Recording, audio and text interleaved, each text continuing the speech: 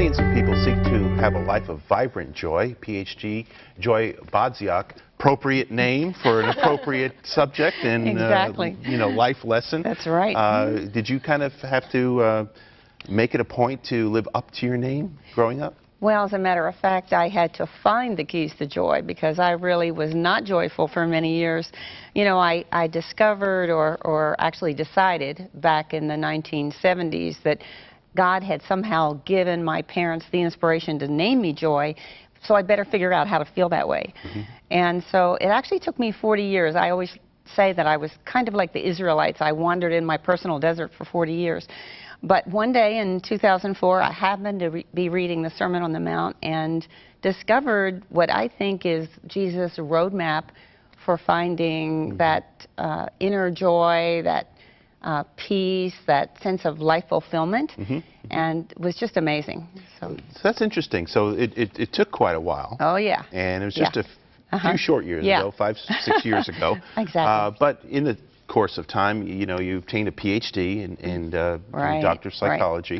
How do those two things mesh together? The clinical, the medical, the secular understanding of psychology versus the biblical view. Well, I think a lot of people would probably say that the two don't mesh very well. Actually, I think that we can borrow from psychology. There's a lot that psychology has to offer as long as we make Scripture the authority. One of the reasons I became a psychologist was because I was looking for the keys to being joyful, and I thought maybe psychology would have those. They didn't. They're just searching like everyone else. But I do think that there are some strategies, some things that psychologists have learned that can be used to help people with various kinds of issues like depression and anxiety. But really, the Bible has all the answers. 2 Peter 1:3 says that His divine power has given us everything we need for life and godliness. And so I always thought, well, gosh, that has to include a sense of joy. But I couldn't find it right away. It took me a long time. Right. And so you say that Jesus, you believe, was actually the very first psychologist? Exactly, yeah. Now, I know that's controversial. But, Jesus said He came to bring us life to the full. Right. And isn't that what psychologists are supposed to be doing, is to help us to live a better life, to live a life that is full of kind of that fulfillment, that sense of meaning and purpose that we all need. Kind of like the brass ring, or the gold ring, right? Exactly, yeah. Of well-being. There was a humanistic psychologist by the name of Abraham Maslow that did some research on the characteristics of the person who's in peak form mentally or emotionally. And if you lay them against the fruit of the Spirit, it lines up. And it's interesting because basically what that means is we know what mental health looks like. And Christianity, or Jesus, was telling us 2,000 years ago what it takes to be mentally healthy. Psychology likes to think that they invented all of this or came up with all of this, but actually Jesus had the answer. Just kind of a discovery of what's already been communicated in the Word. What was your aha moment then when you came to see something in the Beatitudes that I'm sure you had read many times before? Well, it hit me that there are some versions of the Bible that say, happy are the poor in spirit, happy are those who mourn. And I thought to myself, wait a minute, maybe this was Jesus telling us how to be joyful, how to be happy. And here's something really amazing. When I started writing the book, I decided to go to the dictionary and look up the word joy. And guess what a synonym for joy is? Happy. What? Beatitude. Really? Yeah. I couldn't believe it. I never thought that. I have to look that up. Yeah. So when I was looking for the recipe for, I like to think of it as a treasure map. It's Jesus's treasure map for finding that joy that we all want. Do you believe that a lot of the psychological things that we experience, or a lot of the poor mental health that we have, do you believe that there is a spiritual root to it? Oh, yes. Yeah. When I was in private practice, a lot of the folks who came to me were really looking for that sense of meaning and purpose.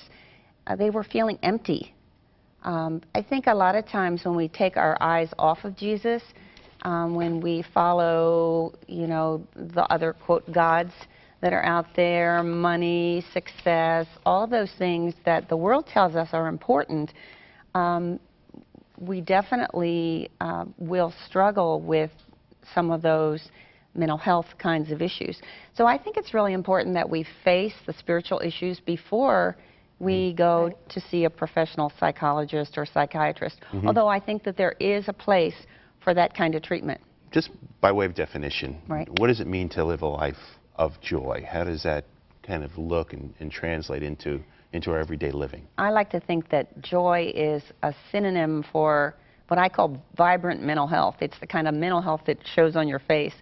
You know, David wrote in Psalm 34 that those who look to God are radiant. Their faces are never covered with shame. And we remember when Moses came down off of the mountain, his face was glowing. Stephen's face was glowing like an angel after, you know, because of his relationship and his connection with God. And so I think that when we have that vibrant mental health, that inner peace, contentment, spiritual abundance, there are lots of ways to describe it. Those things I think of as joy. Right. How do you help people that come to you live the Beatitudes out in their life in a practical way? Well, I think there are a series of steps. One of the things I discovered in researching my book was that the Beatitudes are actually a step-by-step process. They're progressive steps. Yeah, you can't take the third step and skip over the first step. You know, the so first you can't be you know, happy in persecution. And when people insult you and revile you, unless you kind of get to that point. You got to get there. And I don't know about you, Stephan, but I'm not quite there yet. You know, just because I wrote this book doesn't mean that I've got it all together. You know, I'm still living it and learning on a daily basis. But yeah, Jesus said, "Blessed are the poor in spirit." That's the first one. So that's the foundation. And it's really about recognizing that our lives are a mess without God. You know, that I need God every single day, because without Him, I can't do anything. I can do things, but I can't do anything of lasting value, you know. And and once you see how insufficient you are without God, then you mourn your ability to please Him on your own power. And those are the first two Beatitudes. Then the third one is the meekness, the submission, the surrender, which is a hard one, especially for us women. You know, nobody likes the word submission. Those are the scriptures we would like to cut out of our Bibles. But, you know, it's a gift to be able to. Yeah, exactly. Yeah. I'm just going to tell on you here. Got up this morning. There was no hot water in the hotel. Exactly. You know, first thing in the morning. How did you deal with that with joy? Because you looked okay when you came in. Well, I did a lot of praying, let's put it that way. You know, I mean, for me, that's always, the more I pray, the more I just kind of surrender it to God and say, okay, this is yours, God, you just do whatever. And I'm sure that I'm going to feel it by the end of the day. You know, we have our weak human bodies. But, you know, in 2 Corinthians, Jesus says, or Paul writes, you know, that His power is perfected in our weakness. So this is a great opportunity for me to practice that, you know. Jesus says, my grace is sufficient. And there's a way to face the challenges, isn't there? What is that way? Well, I think that when we run into challenges, we need to realize that the answers are in the Word. You know, go back, read the Bible, pray, but also have spiritual people in our lives. I think all of those one another scriptures that are in there are so important. When we have spiritual friends who know the Bible, who are able to say, well, you know, here's what works for me, and open up to a passage, and, you know, like the one in Philippians 4 where it says, you know, do not be anxious about anything, but in everything with prayer and petition present your requests. That's a scripture that helps me, you know, whenever I get anxious, before I come on the air like this, you know, have to pray, have to just turn it over to God and let Him work.